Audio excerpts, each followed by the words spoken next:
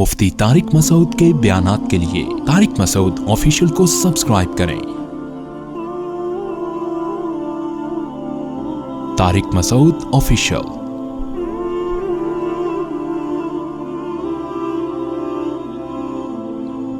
وَمَن لَّمْ يَسْتَطِعْ مِنكُمْ طَوْلًا، تم میں سے اگر کوئی شخص قدرت نہیں رکھتا، استطاعت نہیں رکھتا، أَن يَنكِحَ الْمُحْصَنَاتِ، کہ وہ آزاد عورتوں سے نکاح کرے۔ میں نے بتایا نا، محصنات کا مطلب آزاد عورتیں بھی آتا ہے، محصنات کا مطلب شادی شدہ عورتیں بھی آتا ہے۔ تو حصن اصل میں قلعے کو کہتے ہیں، تو محصن وہ جو محفوظ ہوں، تو آزاد عورت زیادہ محفوظ ہوتی ہے۔ یہ عزت کے معنی میں بھی یہ لفظ استعمال ہوتا ہے، عزت دار عورتیں۔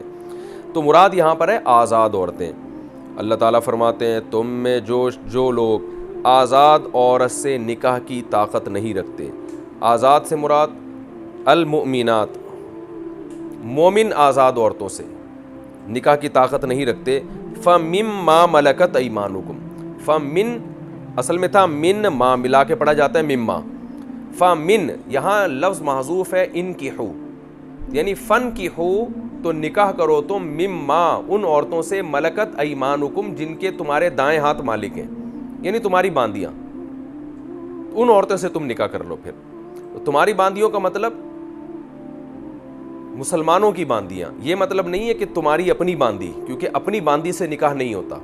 جو عورت بیوی ہوتی ہے وہ آپ کی غلام اور لونڈی نہیں ہو سکتی، کیونکہ بیوی کا ایک اسلام میں مقدس رشتہ ہے، اس کو آپ لونڈی یا غلام بنا نہیں سکتے۔ تو غلام سے، لونڈی سے جب آپ نکاح کریں گے تو اس کو پہلے آزاد کرنا پڑے گا، کیونکہ بیوی کے حقوق اسلام میں لونڈی سے زیادہ ہیں۔ تو یہ دونوں چیزیں جمع نہیں ہو سکتی کہ آپ کی باندی بھی ہو اور آپ کی بیوی بھی ہو۔ تو یہاں مراد یہ ہے کہ کسی اور کی باندی سے آپ نکاح کریں، آپ کی بیوی ہوگی لیکن کسی اور کی وہ باندی ہوگی۔ قرآن کہہ رہا ہے تم میں سے جو لوگ استطاعت نہیں رکھتے کہ وہ مومن آزاد عورتوں سے نکاح کریں، فَمِمَّا مَلَكَتْ أَيْمَانُكُمْ، جو ان عورتوں سے نکاح کرو جن کے تمہارے دائیں ہاتھ مالک ہیں، یعنی مسلمانوں کے دائیں ہاتھ جن کے مالک ہیں، یعنی مسلمانوں کی لونڈیاں۔ یہ دائیں ہاتھ مالک ہونا یہ اصل میں کنایا ہوتا ہے کہ جن کے وہ مالک ہیں، مراد یہ نہیں کہ دائیں ہاتھ مالک ہیں بائیں مالک نہیں ہے۔ تو مالک تو ہاتھ نہیں ہوتا، یہ تو ایک کنایا ہے، یہ ایک محاورہ تھا عرب میں کہ جس چیز کے آپ مالک ہوتے تھے اس کو ما ملکت ایمانکم سے تعبیر کیا جاتا تھا۔ قرآن کہہ رہا ہے کہ تم ان عورتوں سے نکاح کر سکتے ہو جن کے جو اہل اسلام یعنی مسلمانوں کی جو باندی ہیں، من فتیاتکم، فتح اصل میں جوان کو کہتے ہیں، اور فتیات جوان لڑکیاں، تو لونڈیاں اکثر جوان ہی ہوا کرتی تھیں، تو اس لیے ان کو فتیات سے تعبیر کیا، ورنہ مراد اس سے جوان نہیں ہے، کوئی بھی عمر میں کسی بھی عمر میں آپ نکاح کر سکتے ہیں، لیکن رغبت انسان کو چونکہ جوان عورتوں میں ہی ہوتی ہے، بڑھاپے میں پھر بوڑھی عورتوں سے نکاح کی رغبت نہیں ہوتی، تو اس لیے قرآن اس قید کا تذکرہ کر رہا ہے کہ جو تمہاری جو باندیاں ہیں المؤمنات، مومن باندیاں، ان سے تم نکاح کر لیا کرو۔ خلاصہ کیا نکلا اس آیت کا؟ یہ اللہ تعالیٰ فرما رہے ہیں کہ جو لوگ آزاد مومن عورتوں سے نکاح کی طاقت نہیں رکھتے تو وہ نکاح کر لیں ان عورتوں سے جو تمہاری مومن باندیاں ہیں، یعنی مسلمانوں کی مومن باندیاں، ان عورتوں سے نکاح کر لیں۔ واللہ اعلم بایمانکم، اللہ تمہارے ایمان کو خوب جانتا ہے، بعضکم من بعض، تم سب ایک دوسرے کی جنس میں سے ہو، یعنی اللہ کو حقیقت معلوم ہے کون مومن ہے کون کافر ہے، تو ظاہری طور پر تم یہ تحقیق کرو گے کہ مسلمان عورتیں ہیں، مومن عورتیں ہیں، تو ان سے نکاح کر لو۔ اور بعضکم من بعض، تم سب ایک دوسرے کی جنس میں سے ہو۔ تو پہلے تو میں اس آیت کو ذرا مزید ڈیٹیل بیان کروں۔ اس آیت میں اللہ نے فرمایا کہ جو لوگ آزاد مسلمان عورت سے نکاح کی طاقت نہیں رکھتے وہ مسلمان باندیوں سے نکاح کر لیا کریں۔ یہ سیدھا سیدھا ترجمہ ہو گیا اس کا۔ اس کے شرعی حکام کیا ہیں؟ امام شافعی رحمہ اللہ تعالیٰ کی رائے یہ ہے اس آیت کی روشنی میں کہ اگر کوئی شخص آزاد عورت سے نکاح کی طاقت نہیں رکھتا تو وہ کسی کی باندی سے نکاح کر سکتا ہے۔ جو آزاد عورت سے نکاح کی طاقت رکھتا ہے وہ کسی کی باندی سے نکاح نہیں کر سکتا، ایک بات۔ دوسری بات یہ، امام شافعی رحمہ اللہ تعالیٰ کے نزدیک کسی کی باندی سے نکاح کرنے کے لیے ایک اور شرط ہے کہ وہ مومن ہو۔ اہل کتاب یعنی یہود و نصارہ، کوئی باندی ایسی ہے جو عیسائی یا یہودی ہے، اہل کتاب میں سے ہے، تو اس سے بھی امام شافعی کے ہاں نکاح نہیں ہو سکتا۔ وجہ اس کی ہے، وہ کہتے ہیں قرآن صاف طور پہ کہہ رہے ہیں کہ جو مومن آزاد عورتوں سے نکاح کی طاقت نہیں رکھتے وہ باندی سے نکاح کریں. تو گویا قرآن نے 2 شرطیں بیان کر دی ہیں کہ یہ ان لوگوں کے لیے اجازت ہے باندی سے نکاح کرنے کی جن کو آزاد عورت سے رشتہ میسر نہیں ہے. اور دوسری شرط قرآن نے یہ لگائی من فتیاتکم المومنات، وہ باندی بھی مومن ہونی چاہیے. تو یہ 2 شرطیں امام شافعی کے نزدیک ہیں باندی سے نکاح کرنے کی. امام ابو حنیفہ رحمہ اللہ تعالیٰ کی رائے یہ ہے کہ اگر آپ آزاد عورت سے نکاح کی طاقت نہیں رکھتے تو بھی آپ کو باندی سے نکاح کی اجازت ہے. اور جیسے آزاد عورت میں یہود و نصارہ کی آزاد عورتوں سے نکاح کی بھی آپ کو اجازت ہے، تو اسی طرح سے باندی کے لیے مسلمان ہونا بھی ضروری نہیں ہے، بلکہ باندی یہود و نصارہ کی باندی سے بھی آپ نکاح کر سکتے ہیں. یعنی خلاصہ کیا نکلا، امام شافعی کے نزدیک تو قرآن نے جو شرطیں بیان کی ہیں وہ شرط ہی کے معنی میں ہے، جبکہ امام ابو حنیفہ کے نزدیک یہ شرط کے معنی میں نہیں ہے، محض یہ ایک ترغیبی حکم ہے. دلائل دونوں کے اپنے اپنے. امام شافعی کی دلیل تو بہت واضح ہے کہ بھئی قرآن خود کہہ رہا ہے کہ جو آزاد مومن عورتوں سے نکاح کی طاقت نہیں رکھتے تو وہ لوگ باندی سے نکاح کریں. تو اس سے صاف پتہ چلتا ہے بھئی جو طاقت رکھتے ہیں وہ نہ کریں. اور دوسرا قرآن کہہ رہا ہے کہ باندی بھی مومن ہونی چاہیے، اس سے صاف پتہ چل رہا ہے کہ غیر مسلم سے جائز نہیں ہے. جبکہ امام حنیفہ کی رائے ہے کہ یہ ایک اصول پر مبنی ہے یہ اختلاف. امام ابو حنیفہ رحمہ اللہ تعالیٰ کے نزدیک قرآن مجید میں جو احکام ہیں ان کے مفہوم مخالف کا اعتبار نہیں ہوتا. یہ ذرا ایک گاڑی اصطلاح ہے لیکن میں اس کو ذرا آسان الفاظ میں ڈیفائن کرتا ہوں. مفہوم مخالف کا اعتبار نہیں ہوتا. وہ کہتے ہیں یہ قرآن کی جو شرطیں ہیں نا اکثر مواقع پر یہ ترغیب کے لیے ہوتی ہیں. اس کا مطلب یہ نہیں ہوتا کہ یہ شرط نہیں ہے تو پھر حکم نہیں پایا جائے گا، بلکہ شرط نہ ہونے سے دیکھا جائے گا کسی اور دلیل سے اگر یہ حکم ثابت ہو رہا ہے تو ہم حکم لگائیں گے. تو یہ شرط اس کو کہتے ہیں یہ قید اور یہ شرطیں اتفاقی ہیں، احترازی نہیں ہیں. یہ ٹرم یاد کر لیں آپ لوگ، یہ فقہ میں بہت زیادہ استعمال ہوتی ہے، اس سے بہت سارے فقہی مسائل حل ہوتے ہیں. ایک ہوتی ہے قید اتفاقی اور ایک ہوتی ہے قید احترازی. اتفاقی کا مطلب، احترازی کا مطلب تو یہ ہوتا ہے کہ یہ شرط لگی ہے، شرط نہیں ہوگی تو پھر آپ یہ حکم بھی نہیں ہے. مثال کے طور پر ہم یہ کہتے ہیں کہ بھئی میرے ہاں دعوت ہے اس شخص کی کہ جو میرے گھر میں آج ولیمہ ہے یا دعوت ہے، اور جن لوگوں کو کے لیے آسانی سے پہنچنا ممکن ہے تو ان کی دعوت ہے آج میرے ہاں. یعنی فار ایگزامپل لاک ڈاؤن لگا ہوا ہے، ٹریفک کا مسئلہ ہے یا کنوینس کا مسئلہ ہے، تو میں یہ کہتا ہوں بھائی جن لوگوں کے لیے جو آسانی سے میرے گھر پہنچ سکتے ہیں رات کھانے پر 8 بجے، تو ان تمام لوگوں کو، میرے دوست احباب میں ان تمام لوگوں کو میری طرف سے دعوت ہے. اب دیکھیں اس کلام سے بظاہر ایسا لگ رہا ہے کہ جو آسانی سے نہیں پہنچ سکتے ان کو دعوت نہیں ہے، حالانکہ اس کلام کا یہ مطلب نہیں ہوتا. اس کلام کا مطلب یہ ہوتا ہے کہ ظاہر ہے بھائی جو لوگ آسانی سے پہنچ سکیں گے عام طور پر انہی کو دعوت دی جاتی ہے. جو آسانی سے نہیں پہنچ سکتے وہ کہیں گے یار ہمیں آپ نے ٹینشن میں ڈال دیا، لاک ڈاؤن ہے یا اسٹرائک ہے یا کنونس کا مسئلہ نہیں، اور آپ کہہ رہے ہو کہ لازمی آپ نے ہمارے یہاں پہنچنا ہے، تو اور ہم نہیں آئے تو آپ پھر ناراض بھی ہوگے اس پہ. تو میزبان کیا کہے گا، بھائی میں نے یہ قید جو بیان کی ہے نا، یہ شرط جو بیان کی ہے یہ شرط کے معنی میں نہیں ہے، یہ لوگوں کی سہولت کو سامنے رکھ کر، مد نظر رکھ کر میں نے یہ بیان کیا ہے کہ بھئی جو لوگ آسانی سے پہنچ سکتے ہیں وہ تو پہنچے نا، اور اگر کوئی مشکل سے پہنچ سکتا ہے تو وہ تو سبحان اللہ، وہ تو اس کو تو ڈبل اجازت ہے. یہ تو آپ کی آسانی کے لیے میں نے یہ شرط لگائی ہے. تو قرآن بہت ساری شرطیں ایسی بیان کرتا ہے جو محض آسانی کے لیے ہوتی ہیں.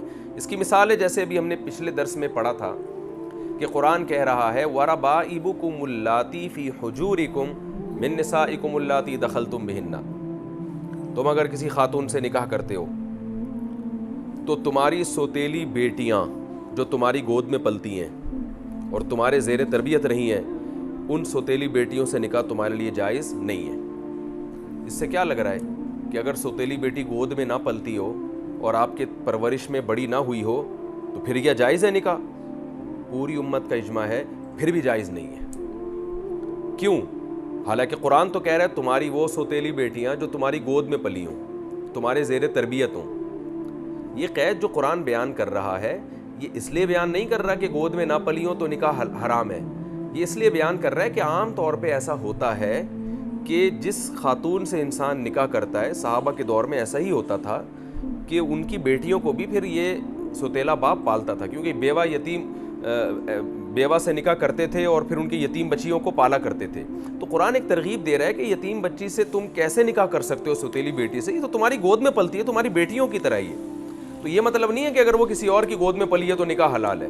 تو یہ محض ایک ترغیب کے لیے, ایک حکم کو بیان کرنے کے لیے کہ اس سے نکاح کا تصور تو بہت برا ہی ہے, تو تمہاری گودوں میں پل کے جوان ہوئی ہے, تمہاری بیٹیوں کی طرح تمہارے ساتھ رہی ہے. ورنہ پوری امت کا اس پر اجماع ہے کہ اگر آپ کسی خاتون سے نکاح کریں اور اس سے آپ کا ریلیشن بھی ہو جائے, میاں بیوی کا جو ریلیشن ہوتا ہے, تو اس کی بیٹی آپ کی گود میں نہ بھی پلی ہو بلکہ پہلے سے پلی پلائی ہو, وہ بڑی ہو چکی ہو, تو بھی آپ کے لیے اس سے نکاح بالکل حرام ہے. تو قرآن کی بہت ساری قیدیں, شرطیں ایسی ہوتی ہیں جو محض ایک ترغیب دینے کے لیے ہوتی ہیں. ایک اور میں اس کی مثال دیتا ہوں آپ کو.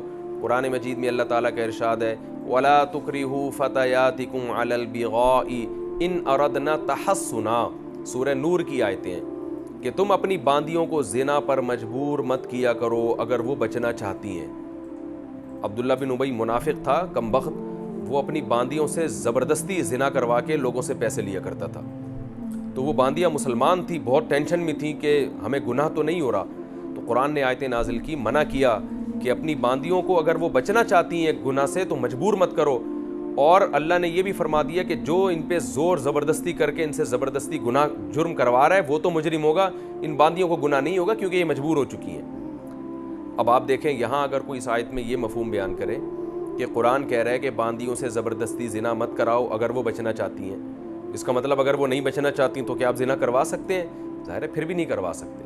بلکہ باندی اگر چاہتی ہو کہ میں زنا کرنا چاہتی ہوں, پھر بھی اس کے آقا کو اجازت نہیں ہے کہ وہ اس کو زنا کرنے دے, بلکہ اس پہ واجب ہے کہ اس کو اس جرم سے روکے.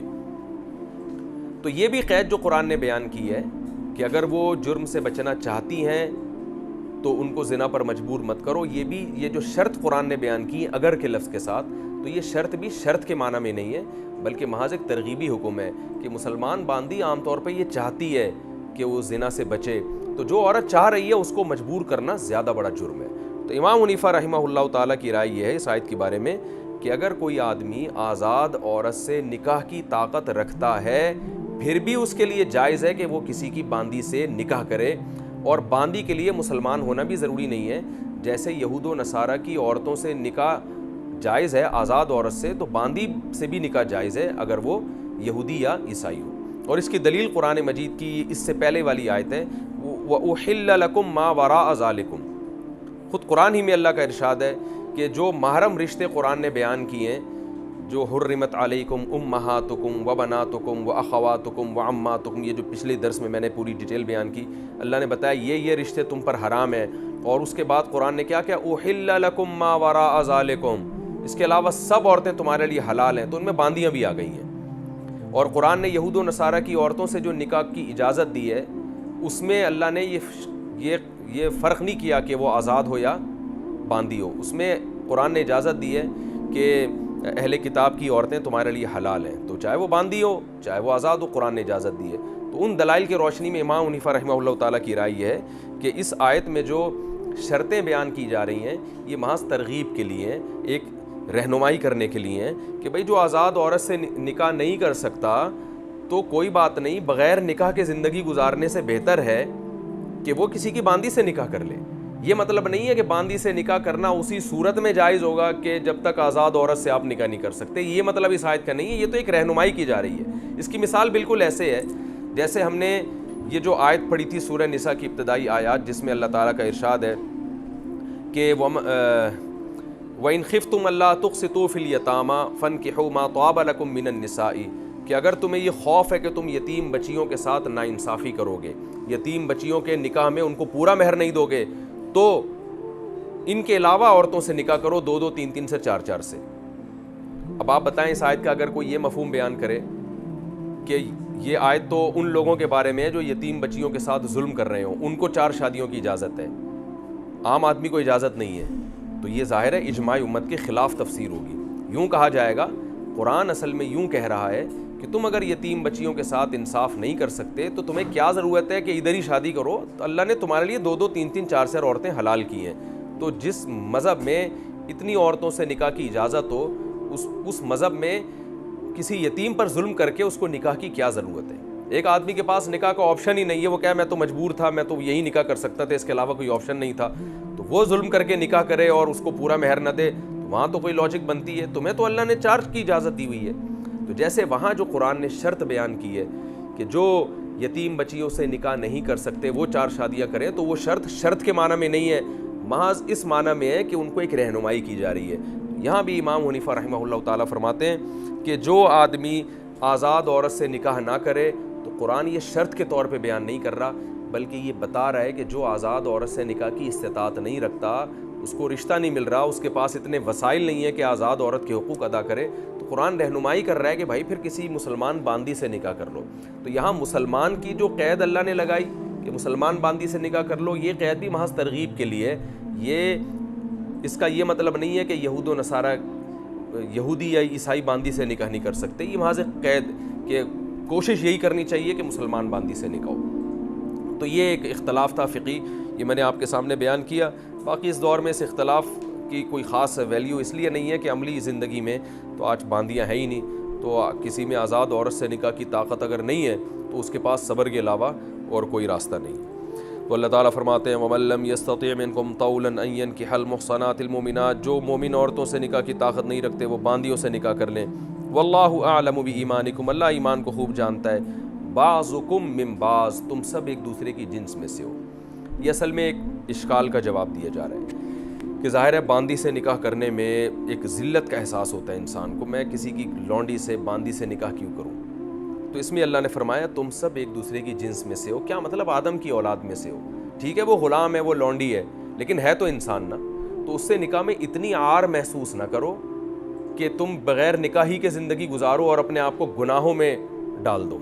تو زنا سے بہرحال ہزارہا گنا بہتر ہے کہ کسی کی باندی سے نکاح کر لیا جائے، اور جب آپ کے دل میں یہ خیال آئے کہ میں اپنا لیول اتنا ڈاؤن کیوں کروں، تو فوراً سوچ لیا کرو بھائی ہے وہ بھی انسان ہے، وہ بھی ایمان والی انسان ہے، آدم کی اولاد میں ہے، تو یہ کوئی اتنی اچھمبے کی بات نہیں ہے جتنی ہم سمجھ رہے ہیں۔ فَانْكِحُوهُنَّ بِإِذْنِ أَهْلِهِنَّ، فرمایا ان باندیوں سے نکاح کرو ان کے اہل کی اجازت سے، کیونکہ باندی پر کنٹرول مکمل اس کے آقا کا ہوتا ہے، تو مولا کی اجازت سے، اور اگر وہ باندی کسی خاتون کی غلام ہے تو اس عورت کی اجازت سے اس باندی سے نکاح کیا جائے گا۔ باندیاں پہلے مردوں کی بھی ہوتی تھیں، عورتوں کی بھی ہوتی تھیں، غلام بھی مردوں کے بھی ہوتے تھے، عورتوں کے بھی ہوتے تھے، تو جب بھی ان سے نکاح کیا جائے گا تو ان کے مولا اور آقا کی پرمیشن اس میں ضروری ہے۔ وَآتُوهُنَّ أُجُورَهُنَّ، اور ان کو ان کا اجر دے دیا کرو۔ اجر سے مراد بھی یہاں مہر ہے، بالمعروف، عرف کے مطابق جتنا مہر ان کا بنتا ہے ان کو دے دیا کرو۔ محصنات، محصنات کا مطلب یہ ہے کہ ایک ہوتا ہے محسنات، ایک ہوتا ہے محصنات۔ محصنات کا مطلب بھی نکاح کی قید میں لانے والے ہو ان کو، یعنی اس طور پر نکاح کرو کہ نکاح کی قید میں آ رہی ہوں، صرف ریلیشن نہ ہو ان سے۔ غیر مصافحات، صفاح کا معنی پانی بہانا، لفظی معنی، مطلب یہ کہ وہاں بھی صرف زنا کر کے اپنی خواہش پوری کر کے نکلنا مقصد نہ ہو، یعنی نکاح سے مراد یہاں جمع نہیں ہے بلکہ پراپر نکاح ہے، کیونکہ نکاح کا کہ مطلب ایک جمع کرنے کے بھی آتا ہے۔ تو قرآن کہہ رہا ہے فَانْكِحُوهُنَّ، ان سے تم نکاح کرو، یعنی ان سے تم ریلیشن قائم کرو، لیکن یہ ریلیشن پراپر وہ والا ریلیشن ہونا چاہیے جس کو میرج کا ریلیشن کہا جاتا ہے۔ محض ایک خواہش پوری کر کے متع کے طریقے سے یا زنا کے طریقے سے خواہش پوری کر کے نکلنا نہ ہو۔ ولا متخذات اخدان، خدن کہتے ہیں چھپی ہوئی دوستی کو، اور ایسا بھی نہ ہو کہ یہ تم سے چھپی ہوئی دوستیاں رکھیں، یعنی گرل فرینڈ، کیونکہ پہلے زمانے میں گرل فرینڈ کو بہت چھپا کے رکھتے تھے، یہ بہت بڑی بےہودہ حرکت سمجھی جاتی تھی، آپ کی کوئی گرل فرینڈ ہے، لوگ بہت تانے دیتے تھے، تو ایسی بےہودگی نہیں تھی کہ جیسے کھلے عام آج کل لوگوں نے گرل فرینڈ رکھی ہوئی ہے۔ تو قرآن کہہ رہا ہے خفیہ دوستیاں بھی نہیں ہونی چاہیے، یعنی 3 ناجائز طریقوں پر قرآن پابندی لگا رہا ہے، 2 ناجائز طریقوں پر، ایک غیر مصافحات، اس میں 2 طریقے آ گئے، متع اور زنا، اور متخذات اخدان، خدن سہیلی کو کہتے ہیں، چھپی ہوئی دوستی کو کہتے ہیں، تو اس کو بھی قرآن پابندی لگا رہا ہے کہ گرل فرینڈ بھی آپ اس کو نہیں بنا سکتے۔ فَإِذَا أُحْصِنَّ، فرمایا جب وہ احسن یحسن قید میں آ جائیں، جب وہ نکاح کی قید میں آ جائیں، فَإِنْ أَتَيْنَ بِفَاحِشَةٍ، پس اگر اس کے بعد وہ کسی بے حیائی کا ارتکاب کریں یعنی زنا کریں، فَعَلَيْهِنَّ، تو ان عورتوں پر عذاب ہے، نصف ما، اس عذاب کا نصف ہے، علی المحصنات، جو آزاد عورتوں پر ہے، من العذاب، یہ من تفصیل بیان کرنے کے لیے، یعنی وہ چیز جو آزاد عورت پر آتی ہے وہ ان پر آدھی ہے. کیا مطلب؟ آزاد عورت اگر زنا کرتی ہے تو 100 کوڑے مارے جاتے ہیں اس کو، باندی اگر زنا کرے گی تو اس کو 50 کوڑے مارے جائیں گے. اسلام میں غلام اور باندی کی سزا آدھی ہے آزاد عورت کی نسبت. وجہ اس کی یہ ہے کہ غلام اور باندی کی تربیت بھی پورے طور پر نہیں ہوتی اور ان کے حقوق بھی اسلام میں کم ہیں. تو جب حقوق کم ہیں تو ان پر سزائیں بھی کم ہیں. تو غلام اور باندی اگر زنا کرتے ہیں تو ان کی سزا 50 کوڑے. آگے اللہ تعالیٰ کا ارشاد ہے ذالک، یہ جو ہم نے حکم بیان کیا. حکم کیا بیان کیا؟ بھائی آزاد عورتوں سے نکاح نہیں کر سکتے تو باندیوں سے کر لیا کرو. یہ جو ہم حکم بیان کر رہے ہیں لیمن، یہ اس شخص کے لیے ہے خشی العنت منکم. العنت کہتے ہیں زنا کو، بے حیائی کو. یہ اس شخص کے لیے جس کو تم میں زنا کا خوف ہو. یعنی آزاد عورت کا رشتہ نہیں مل رہا، کیونکہ آزاد عورت کا رشتہ مشکل سے ملتا تھا، خاص طور پہ اس زمانے میں، کیونکہ ان کے نخرے زیادہ ہوتے ہیں، مہر زیادہ ہوتا ہے، حقوق بہت ہوتے ہیں، گھر لے کے دینا ہے، کمرہ لے کے دینا ہے، اس کی باریاں دینی ہیں. باندیوں میں تو یہ کوئی بھی حق نہیں تھا، تو یہ ساری ٹینشنیں اٹھانی ہیں اس کی، تو اور اس کے پھر نفقہ بھی زیادہ ہے. تو قرآن کہہ رہا ہے یہ باندی سے نکاح کا جو ہم ترغیب دے رہے ہیں یہ اس شخص کے لیے ہے لیمن خشی العنت منکم، جو تم میں زنا کا خوف رکھتا ہے. وَأَن تَصْبِرُوا، اور یہ بات کہ تم صبر کرو، خیر لکم، یہ تمہارے لیے بہتر ہے. یعنی کوئی کسی کو اپنی ذات پر اتنا کنٹرول ہے کہ اسے پتہ ہے کہ اگر ابھی میری شادی نہیں ہوئی کیونکہ آزاد عورت کا رشتہ نہیں مل رہا مجھ کو، تو میں زنا سے پھر بھی بچا رہوں گا. تو ایسے شخص کے لیے باندی سے نکاح نہ کرنا یہ نکاح کرنے سے بہرحال بہتر ہے. وجہ اس کی یہ ہے کہ باندی سے نکاح کرنے میں بہرحال نقصانات ہیں. سب سے بڑا نقصان کیا ہے کہ آپ کی اولاد جو ہے غلام ہوگی، اور اسلام غلامی کو پسند نہیں کرتا. کیوں مسلمان غلام بچے پیدا کرے؟ تو اس لیے قرآن کہہ رہا ہے کہ بہتر یہی ہے کہ تم صبر کرو، لیکن زنا سے بہرحال بہتر ہے کہ تم کسی کی باندی سے نکاح کر لو. واللہ غفور الرحیم، اور اللہ مغفرت کرنے والا اور رحم کرنے والا ہے. جو ماضی میں تم سے کوتاہی ہو گئی اس کو بھول جاؤ.